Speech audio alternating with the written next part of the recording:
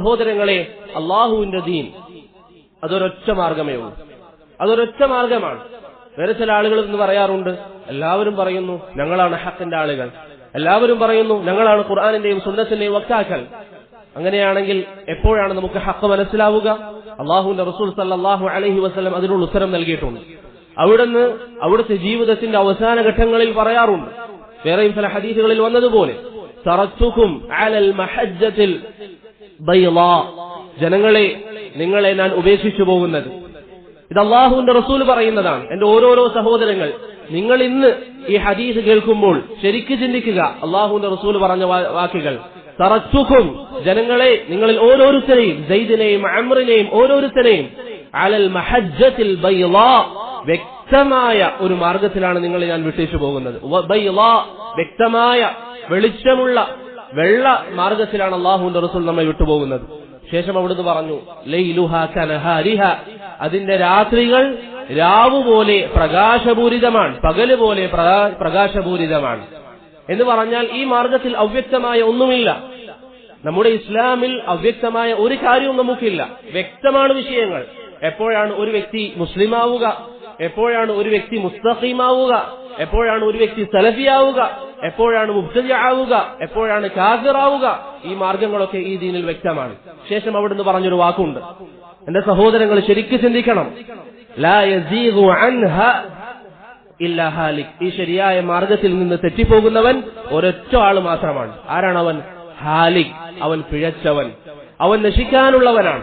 ഇത്രയും വ്യക്തമായ മാർഗം അവന്റെ മുന്നിലുണ്ടായിട്ടും അതിനെക്കുറിച്ച് അവൻ പഠിച്ചില്ല എങ്കിൽ അവനാണ് ഈ വഴിയെ തൊട്ട് തെറ്റിപ്പോവുക എന്ന് റസൂൽ സല്ലല്ലാഹു അലൈഹി വസല്ലമ തങ്ങൾ പറഞ്ഞു.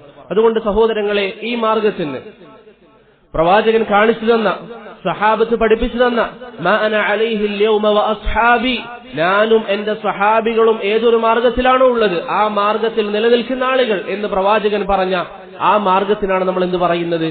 സലഫിയ്യത്ത് എന്ന് പറയുന്നത്. അതാണ് ഇസ്ലാം, അതാണ് അഹ്ലുസുന്നത്തി വൽ ജമാഅ. ഇതൊക്കെ ഒരു കാര്യത്തിന് പറയുന്ന വ്യത്യസ്തമായ പേരുകളാണ്. അഹ്ലുസുന്ന എന്ന പേര് ആദ്യ കാലഘട്ടം ഉപയോഗിക്കാറില്ല, മറിച്ച് അന്നെല്ലാവരും മുസ്ലിമീങ്ങൾ എന്നാ പറയാറുള്ളൂ. പിന്നീട് അഹ്ലുൽ അഹ്വാഇ വൽ ബിദ്അ വന്നു, ബിദ്അത്തിന്റെ ആളുകൾ. അപ്പോഴാണ് അഹ്ലുസുന്ന എന്ത് പേര് സ്വീകരിച്ചത്? നബി സല്ലല്ലാഹു അലൈഹി വസല്ലമ പറഞ്ഞ ഹദീസിൽ, നിങ്ങൾ അഭിപ്രായ വ്യത്യാസങ്ങൾ കാണുമ്പോൾ ഫഅലൈക്കും ബിസുന്നതി, നിങ്ങൾ എന്റെ സുന്നത്ത് മുറുകെ പിടിക്കണം എന്ന് പ്രവാചകൻ പറഞ്ഞ ആ സുന്നത്തിലേക്ക് ചേർത്തുകൊണ്ട് അഹ്ലുസുന്ന എന്ത് പേര് സ്വീകരിച്ചു? അഹ്ലുസുന്നത്തി വൽ ജമാഅ. അഹ്ലുൽ അഹ്വാഇ വൽ ബിദ്അഇനെതിരായി.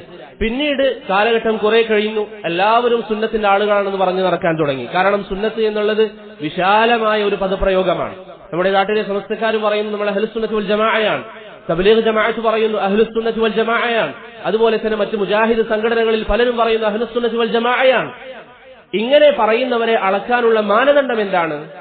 സലഫുസ് സാലിഹീങ്ങൾ ദീൻ മനസ്സിലാക്കിയതുപോലെയാണോ ഇവർ മനസ്സിലാക്കുന്നത് എന്ന് നിങ്ങൾ നോക്കുക.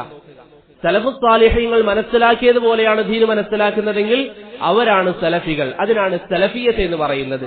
അപ്പോൾ ഇന്നൊരു വ്യക്തി വന്നിട്ട് ഇല്ലാതെ സലഫി അല്ലാത്ത ഒരുവൻ വന്ന് അവൻ സലഫിയാണെന്ന് വാദിച്ചാൽ നമുക്ക് അവരുടെ സലഫിയത്ത് അളക്കാനുള്ള മാർഗം എന്താണ്? മുൻഗാമികൾ മനസ്സിലാക്കിയതുപോലെയാണോ ഇവൻ ദീൻ മനസ്സിലാക്കുന്നത് എന്ന് നിങ്ങൾ നോക്കിയാൽ മതി. പന്യായമായി ഒരാളെ തബ്ദീഅ് ചെയ്യുമ്പോൾ, ഫിഖ്ഹിന്റെ ഒരു മസ്അലയിൽ ഒരു വ്യക്തിയെ തബ്ദീഅ് ചെയ്യുന്നു എന്ന് കരുതുക, എന്നിട്ട് അവൻ ചെയ്തവൻ പറയുന്നു ഞാൻ സലഫിയാണ്. എങ്ങനെയാണ് അദ്ദേഹത്തെ നമ്മൾ അളക്കുക? അഹ്ലുസുന്നയുടെ ഉലമാക്കൾ തബ്ദീഇൽ സ്വീകരിച്ചിരിക്കുന്ന മാനദണ്ഡമാണോ ഇവൻ സ്വീകരിച്ചത്? അവൻ സലഫിയാണ്. അഹ്ലുസുന്നയുടെ ഉലമാക്കൾ തബ്ദീഇൽ സ്വീകരിച്ച മാർഗമല്ലേ അവൻ സ്വീകരിച്ചത്? ആ വിഷയത്തിൽ അവൻ ഹദ്ദാദിയത്തിന്റെ മൻഹജിലാണ്, അല്ലെങ്കിൽ വഴികടന്ന അല്ലെങ്കിൽ ഗുലാത്തിന്റെ ആളുകളുടെ മൻഹജിലാണ്. ഇങ്ങനെ ഏത് വിഷയവും നമുക്ക് അളന്നു നോക്കാനുള്ള അളവുകോലാണ് സലഫുസ് സാലിഹീങ്ങൾ. നബി സല്ലല്ലാഹു അലൈഹി വസല്ലം പറഞ്ഞതുപോലെ ഖൈറുൻ നാസി ഖർനി, ഏറ്റവും നല്ല നൂറ്റാണ്ട് എന്റെ നൂറ്റാണ്ടാണ്. സുമ്മല്ലദീന യലൂനഹും, പിന്നീട് അതിനുശേഷമുള്ളവർ. സുമ്മല്ലദീന യലൂനഹും, പിന്നീട് അതിനുശേഷമുള്ളവർ. ഹാഫിദ് അൻ-നവവി റഹിമഹുല്ലാഹ് ശർഹ് മുസ്ലിമിൽ പറയുന്നു, ഈ 3 നൂറ്റാണ്ടുകൾ കൊണ്ടുള്ള ഉദ്ദേശം നബി സല്ലല്ലാഹു അലൈഹി വസല്ലമയുടെയും താബിഈങ്ങളുടെയും തബഉ താബിഈങ്ങളുടെയും കാലഘട്ടമാണ്. ഈ 3 നൂറ്റാണ്ടിലുള്ള മൻഹജ് അനുസരിച്ചാണോ ഒരുവൻ ദീൻ മനസ്സിലാക്കുന്നത് അവൻ സലഫിയാണ്.